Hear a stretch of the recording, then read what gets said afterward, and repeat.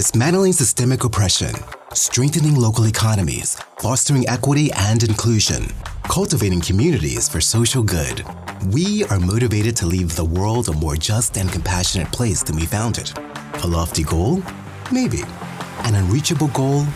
Absolutely not. This is Impact Out Loud, the podcast that empowers bold impact for good, powered by Prospera Partners.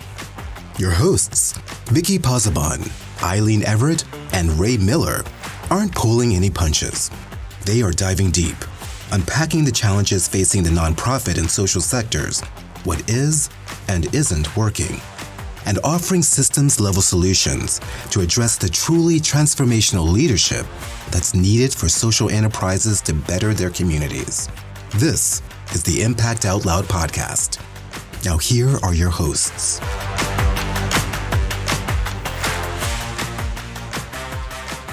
Hello, everybody. Welcome back to Impact Out Loud. It's great to have you all with us today. We're super excited to be back and to have Ray here and Eileen and our very special guest and our friend and our colleague and our co-facilitator, Kourtney Andar, is here today.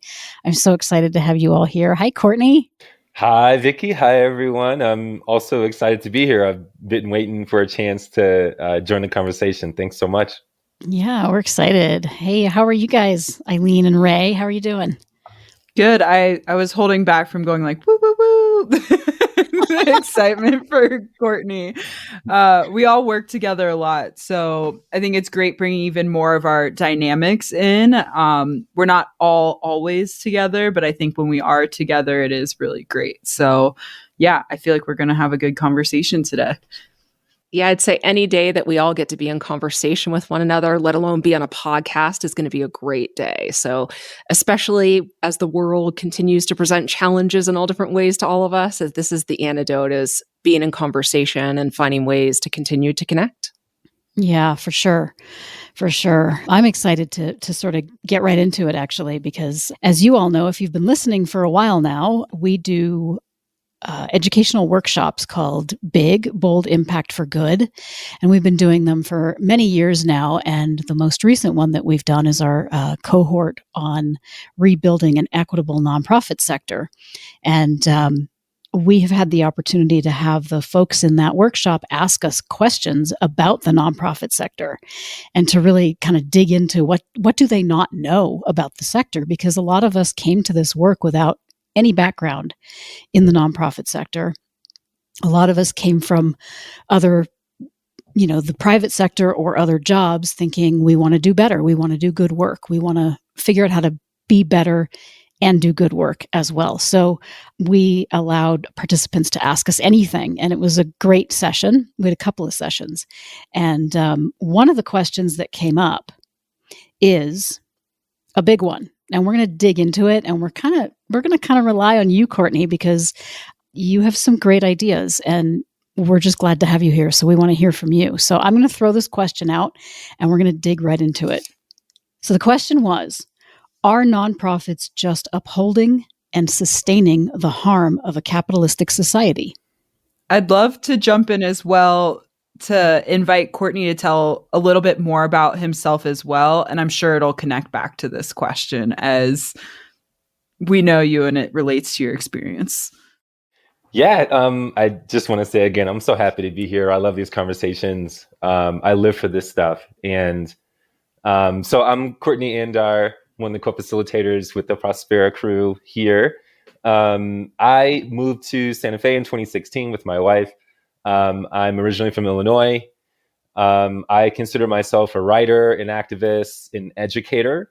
I do like to include elements of radical theory and history in what I teach, but I don't only educate on radical history. It informs my my work, but I really am very concerned about ways of thinking about living in a better world, a more equitable world, egalitarian values, horizontal values.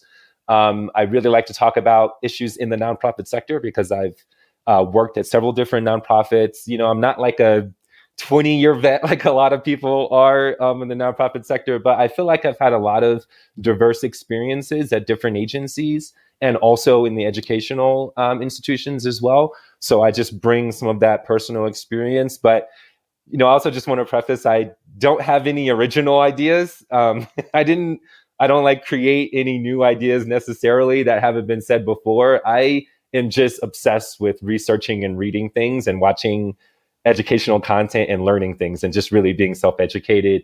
But yeah, I live here in Santa Fe with my wife now. So one of the things about that question, are nonprofits just perpetuating, upholding some of the harms of a capitalist society?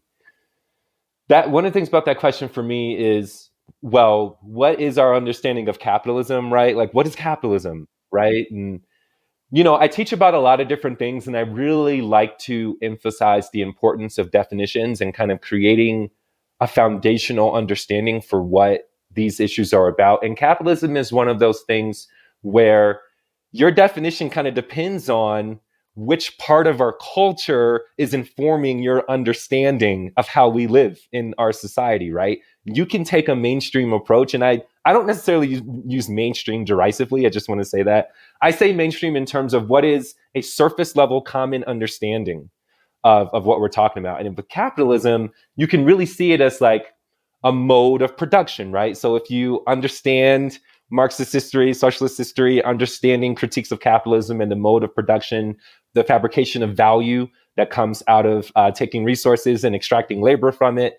Labor creates value, right? When we talk about economics, we talk about critiquing capitalism. You have to understand where value comes from, right? Capitalism is an economic system that places taking value out of capital, right? So capital is extracted from resources. Value is added to those resources through labor, right? So I'm just going to say this. I'm a person who studies economic history. I study radical theory, revolutionary theory. I exist on the left, the so-called left. I'm making the bunny ear apostrophes here with my fingers. Air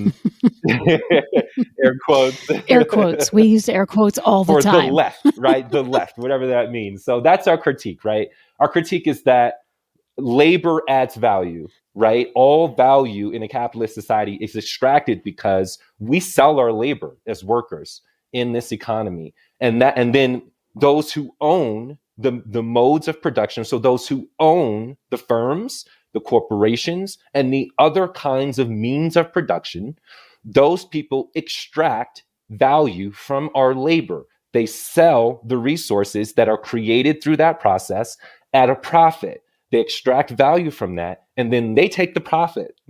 And then workers, what ends up happening, that those who actually add labor to the system, we take home a salary, or we take home some kind of compensation and a set of benefits and a set of reasonable accommodations that we're supposed to have in the workplace.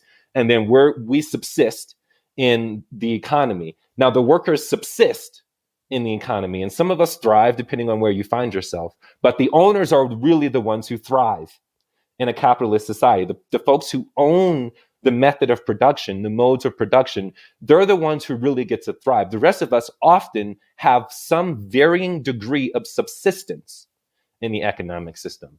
Okay, so that's capitalism. Kourtney, would it be fair to just add in here that that profit piece that you said that's tied to labor is just, it's very unevenly and inequitably distributed? That's right. Absolutely, Eileen. I 100% agree. I mean, and the stratification in society is just one way that manifests, right? Specialization is another way that manifests. So specialized labor, depending on how it's labeled and how it's professionalized, is assigned a greater value, and therefore you get a greater level of subsistence or thriving in the economic system. And where you find yourself on that ladder of skills, right? Wherever you find yourself on that ladder, that's how much value you can expect to receive from giving your labor in that economy. I know, I'm kind of talking off the cuff, and I know I'm not using all the exact phrasing from like Marxist ideology or your macro econ 101 course in college, which is part of liberal education now. But that's a general understanding, I think, of capitalism and what it is. So, it's important because when we're talking about the nonprofit sector, right? And some of our listeners who are who took some of our courses before know that we actually teach on the history and the development of the nonprofit sector as sort of a parallel track to the for-profit sector, the way that it came out, all the different societal norms that existed at the time that gave rise to the nonprofit sector. And then the question then remains is, well, is the nonprofit sector actually that different, or does it really exist on a different plane than the capitalist economics and capitalist firms and corporations that we see, proliferate our communities today? And the question is the nonprofit sector actually that separate from the capitalist system? And the answer generally, just from a foundational understanding, is no, in a general sense. Now, there are, of course, obvious differences to the way that nonprofit organizations and agencies operate. Those are important to understand, right? Moving away from the profit model, trying to extract capital and value from communities, away from the model of competition. That's a whole nother conversation about competition in the nonprofit sector, but generally not overvaluing the idea of competition. Service, right? A kind of selfless service, a kind of volunteer nature in the nonprofit sector that we bring to trying to help alleviate some of the issues that happen in our communities. And the nonprofit sector, unfortunately, was never designed outside of the system that existed at that time. It was never meant to be a different system. It never existed on a different plane, right? Oh, I have so much to say. Well, and I think it also, just to name, so much going back to that history, and there's so many layers, but this is just one piece of it, is it was meant to fill in gaps, and I'm using air quotes right now, gaps of where the government wasn't supporting. Lots of air quotes are being used right now. And so, I think that's part of one of the layers, is that it didn't exist outside the system. It was definitely an intricate part of the system.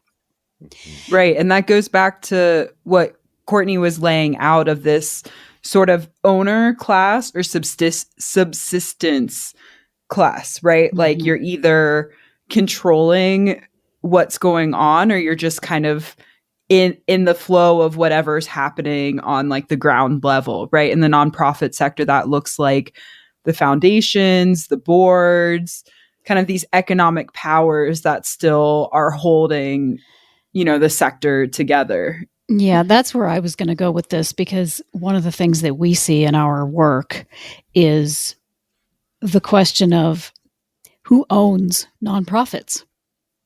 They are meant to be 100% transparent. You can ask any nonprofit for their financials. You can find them online. You can look up their 990s, their tax returns, right? Do it. Ray says do it. Look up their 990s. Look up those salaries. Especially foundations. But who really truly owns nonprofits? Can I just insert, for some listeners who may not know what a 990 is, just to kind of refresh some minds too? So every year, nonprofits to have 501 status, which is established by the Internal Revenue Service, that's a federal status, and there's many different types of 501. There's over a dozen different 501 statuses that you can have. It's a requirement that nonprofits annually have to file a Form 990, and it can take different, just like how we file personal income taxes, we have different types of, I think it's a 1040, as I recall, that we might file. Similar for nonprofits, they have to file a 990, and that information is made public federally, and almost every state has very specific rules on how that information needs to be filed at the state level. So the easiest way to see this 990 information is literally to go to your search engine, put in the name of the nonprofit, and just put in 990, 990. Hit enter, and often you'll see all different ways to view that 990 information. But it is a requirement to file that annually. All different information on the financial end of things and other things relevant to the nonprofit and keeping that 501 status. And like Vicki said, foundations are nonprofits. So those foundation numbers are there as well. That's right. And we often separate foundations from nonprofits because they do different things in the sector, but they're all part of the nonprofit sector. Absolutely. So to get back to this question of who owns nonprofits, because Kourtney, you said, capitalism, who benefits in capitalism? It's the labor, it's the owner, right? The owner who's making something. The labor class doesn't make the money. They only make the money for actually providing the service back to the maker, the manufacturer. So in the nonprofit sector, who owns nonprofits? Well, no one. There is no owner of a nonprofit. I have been an executive director of a nonprofit, so has Eileen. We didn't own it. We didn't have a stake in it. We only got a salary. We didn't get a stakeholder share from the profit of a nonprofit. Mine never made any money. I don't know about yours, Eileen, but my nonprofit certainly didn't make any money. It just sustained itself enough through revenue that we received from membership and from grant money and donations. And we paid our staff and whatever we needed to do for programming expenses. So nobody owns a nonprofit. And yet, they are still upholding the systems of a capitalistic framework, right? Because it's still a system that exists. And there is the hierarchy of the board of directors and then the staff. And you have the executive leadership staff, which is often the executive director, sometimes a chief financial officer or a co-director or a creative director if it's an arts nonprofit. So there's, the director level positions, and then you have the folks underneath that. So it is a hierarchy. And it is beholden to and dependent upon the foundations. So I'm just throwing it out there. Well, I was going to say back to the owners, right? Like it all defaults back to who has that largest capital investment. And again, something I think we've brought up before, and again, just to let folks know who might not know, foundations are only required to give 5% of their assets per year, which is often all that they do. So a foundation could be worth $200 million. And they're never going to spend that down. They have no intention to, because often their money's sitting in the stock market. So there again is that profit that they're benefiting from in the capitalist society. And I think the average stock market return is like 10%. So it's always going to be a higher, not always, but most likely going to be a higher return than they're expected to give annually. Right. And where's the money coming from in the foundation to get a foundation started? Most of them have been started from they've been started through corporations, right? Yes. They use their profits to start up a foundation for giving and for doing good in their community or whatever or what have you. Most large corporations have a foundation. I'm not going to call them all out, but there are many, many, many, many. And even family foundations, they've put their wealth together into a trust, into a fund in order to do good and use the tax benefit for that purpose. So it is the wealthy that hold the nonprofits accountable because that's who we're beholden to. I don't know of any nonprofits, maybe you all have heard of some, that don't rely on grant money. Anyone? So I want to name, again, in the spirit of multiple truths and both and that, yes, I would say my experience aligns a lot with what you're saying, Vicki. And I think there's a lot of nonprofits that depend upon government contracts. So there is this government being, held to beholden to the government contract end of things. And there are a lot of, there's so many stories on all different scales of nonprofits who literally their largest source of revenue is a government contract or several government contracts. So there is that piece too. It's not just private foundations. Right. And I'll say that the organization that I was the ED of was in fact started because of a city municipal contract to do some economic development work that the city didn't want to undertake. And so that is how the organization was started. And from there it grew and we ended up getting foundation money and various other types of grant money. So yes, absolutely. But that's probably another podcast episode of government, because I worked at a family services organization. So exactly what Eileen is talking about. Most of their funding was actually government related. That doesn't not necessarily that's a better system or easy to navigate, but yes. Right. So where are we? Interestingly, the question about ownership and, the idea about who the stakeholders are in a nonprofit agency and in the sector at large, right? I mean, okay, so one of the things I want to say, because I find this part of the conversation so interesting, especially when we're talking about donors, foundations, fundraising, development, all those different things. And I just want to say, I've been working in the nonprofit sector for about 15 years. I've done tasks within all of those worlds. I've never held a director title, but I have been responsible for different parts of all of those systems within an agency. One of the things I want to say about how to answer that question, are nonprofits unwittingly contributing to a capitalist model, the capitalist idea? Well, think about the hierarchy that we just laid out. Hierarchy, I think, is really important in this part of the conversation. So, of course, there's a board of directors or board of trustees or whatever term the agency uses there. There's that, obviously. So there is a hierarchy inherent there. Obviously, the board makeup is an integral part of understanding the kinds of systems that agency is perpetuating. At Prospera Partners, in our facilitated conversations, we talk a lot about opening up the possibilities for different board models. We talk about who has access to even be a board member. What does it take to be a board member? Who can actually allow the time in their lives and the energy and the resources in their own lives to be a board member? And I'm saying that as someone who was a board member for 4 years of an international nonprofit. And so I had the time, I was given the ability to do that. I was accommodated by the agency so that I was able to be a board member and work full time. As someone who is, only in my 30s, have to work full time. I'm not retired, so I don't necessarily have a whole bunch of extra time to be a board member and devote to that. I also don't have money to pay to be a board member, which is often a requirement to be a board member at many agencies, is to donate to the organization as a board member. It's required. So opening up the possibilities for that, other kinds of contributions to the agency that are not predicated on how much you can donate. But then think about the hierarchy. And I want to say, often this is unwitting. This is not necessarily something that agencies want to perpetuate, but think about the board of trustees, the board of directors, the director level. So all of the program directors and all of the different kind of process-oriented directors. Then there's the associate level, right? There are those of us who are managers and associates, right? We don't necessarily have decision-making power. We don't have supervisory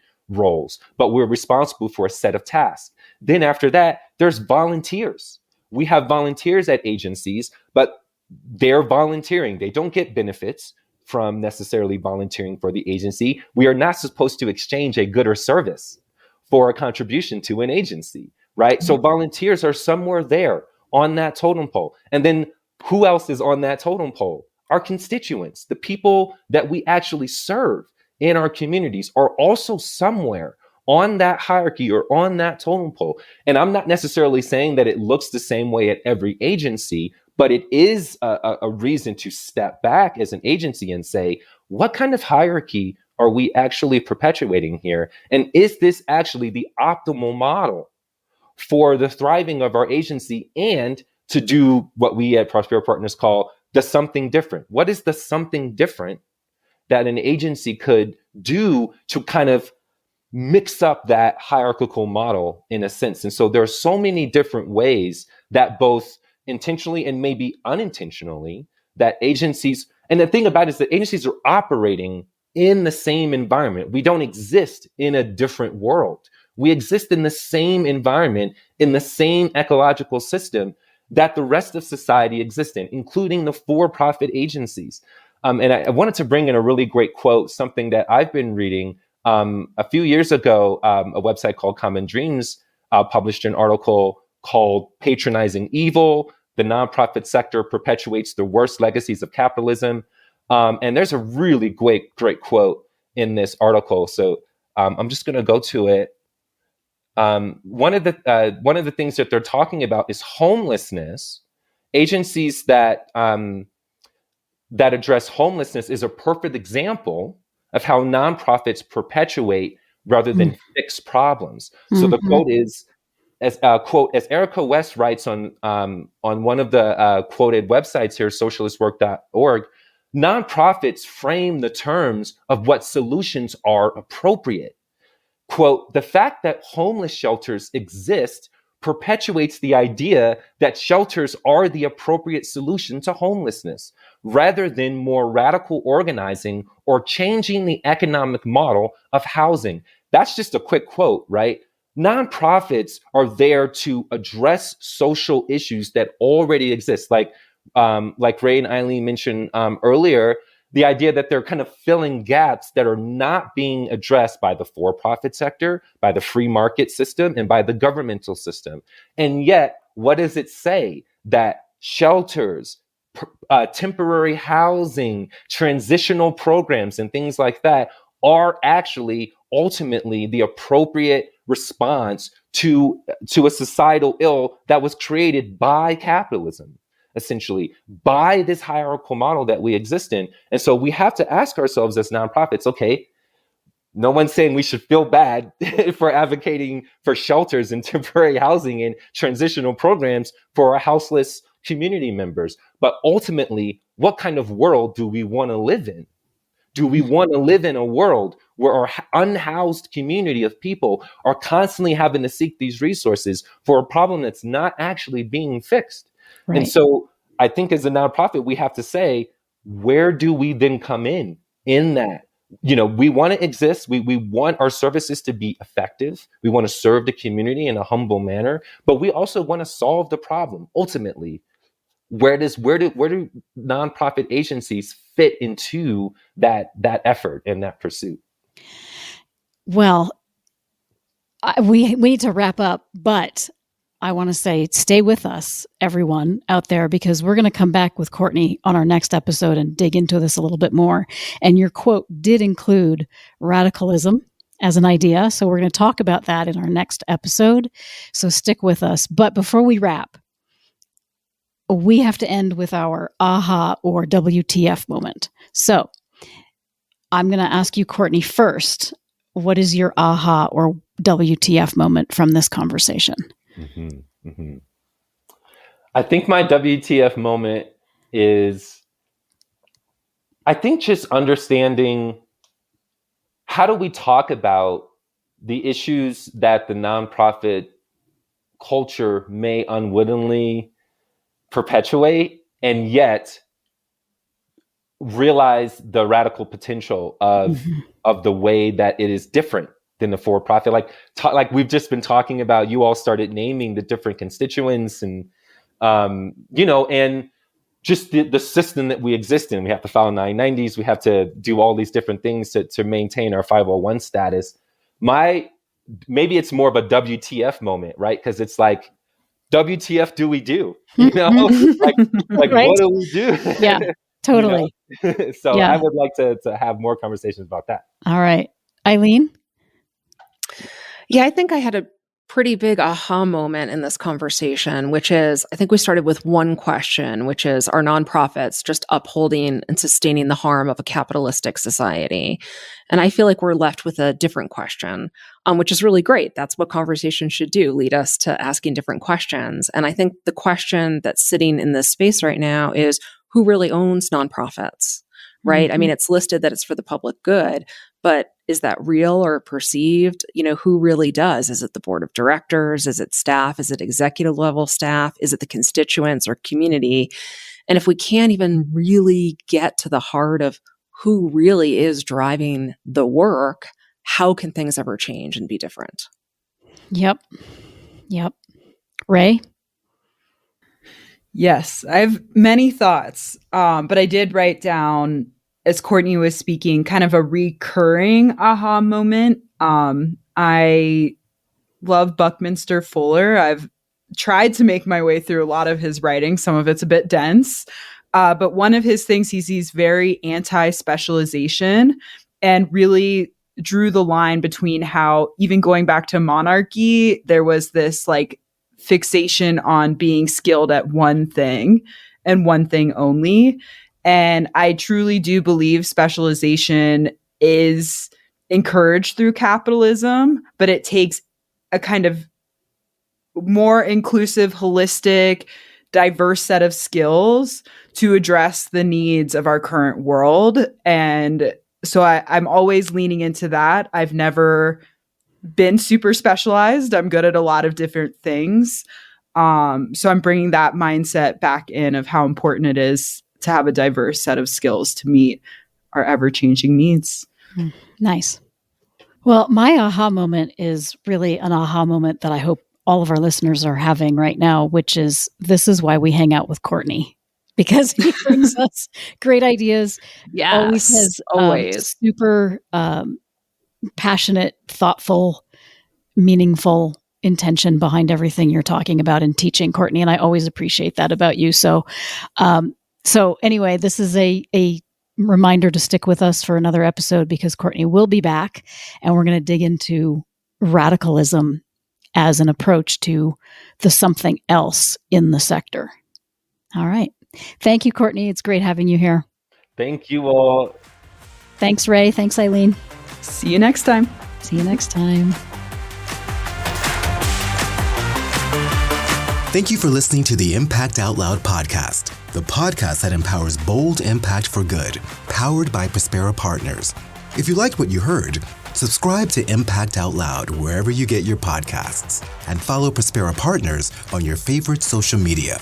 If you are inspired to make community-based solutions and systems change, Prospera Partners offers workshops and programs that are open to all. For more information, visit prosperapartners.org. Thank you for joining us. Until next time, be well and do good.